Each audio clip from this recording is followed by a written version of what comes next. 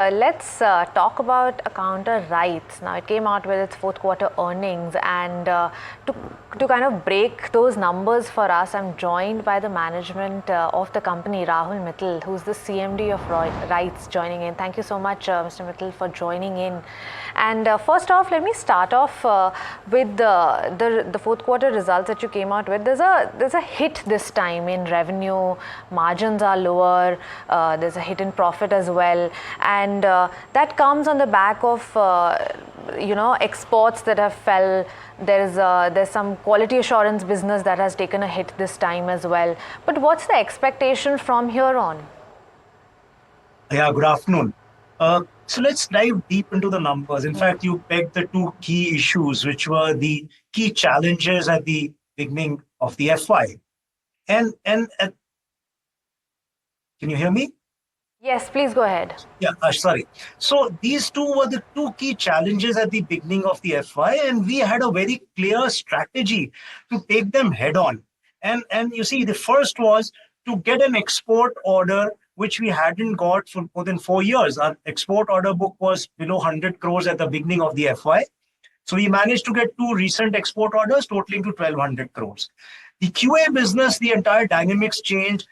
We were one of the four players. So two-thirds of our business coming from the Indian Railways as a client, the revenue got split and the rates were lesser, so the margins also got hit.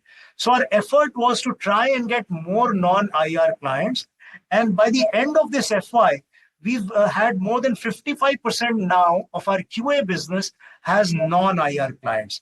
And third was to capitalize on our core strength, which is project consultancy.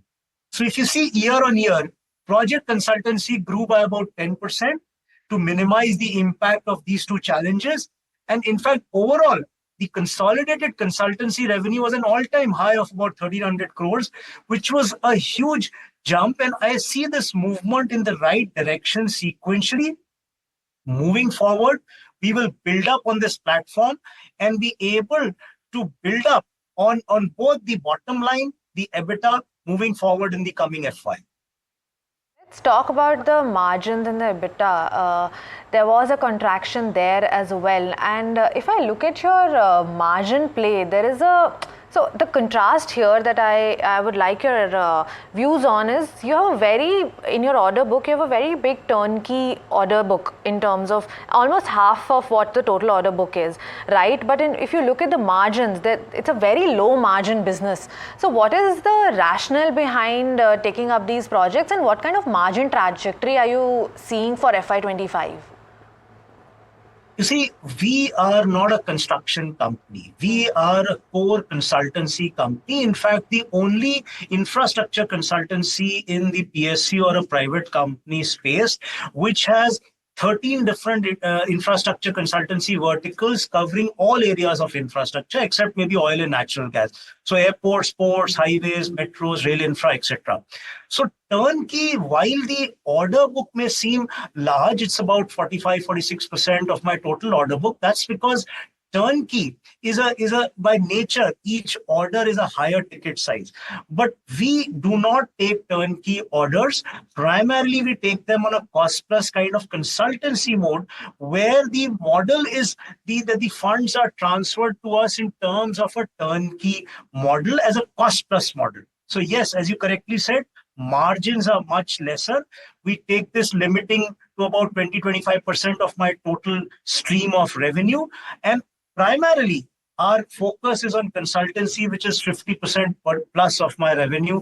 And that's why we are able to get a blended margin of about 25-26% EBITDA. Right. And what's the guidance for FY25? Are we seeing somewhere close to 30% in terms of margins? You see, both these streams of revenue, export and QA business, are high margin streams of revenue. And because of the dent from these two contributors, the margins this year had a stress. Moving forward, we've got orders both in export and QA through a competitive bidding mode. Both these export orders of global tender, a competitive bid in a global tender. So moving forward, while margins will be difficult to maintain at the erstwhile levels, our aims will be to try and build up on absolute growth on EBITDA and profits so that you see a build up vis-a-vis the base levels of 23-24. Right. Okay. And let's focus on the order book for a second as well. Can you tell us the execution time of this order book? You have about 5,690 crores of total order book, out of which 940 crores were in the fourth quarter itself. Could you take us through the execution and what sort of conversion into revenues are you seeing in FY25 and FY26 as well? Yes, so 5,700 crores was on 31st March, and we got another 900 crores Bangladesh in April, export order of Bangladesh. So out of this, 2,500 is turnkey, 2,600 is consultancy. Consultancy by nature, it takes about it could vary depending on the size and the scope of work of a consultancy contract. It could vary anything from 6 to 9 months to another about 2.5 to 3 years, depending on if the infrastructure is taking about 3 years to build. Turnkey contracts by nature again take about 3 years, and export orders, which we've recently got, both these 300 and 900, 300 from Mozambique and 900 from Bangladesh. These 1,200 crores we aim to start generating revenue by the end of this FY. So all in all, this total order book would definitely, number one, increase as we move forward, and two, have an execution time frame of about anything ranging from 2 to 2.5 years total. Okay, so okay, the trajectory we're going to see this sort of conversion happening post FY26 itself now. Yes, for sure. You see, we achieved a milestone of being a one order a day company by Q3. We maintained that in Q4. As you correctly said, we got 100 plus orders totaling to 940 crores in Q4. And this trend has continued in Q1 in the last 1.5, 2 months of this year, including this big export order also, and other consultancy order across sectors, whether it is highways, ropeways, tunnels, etc.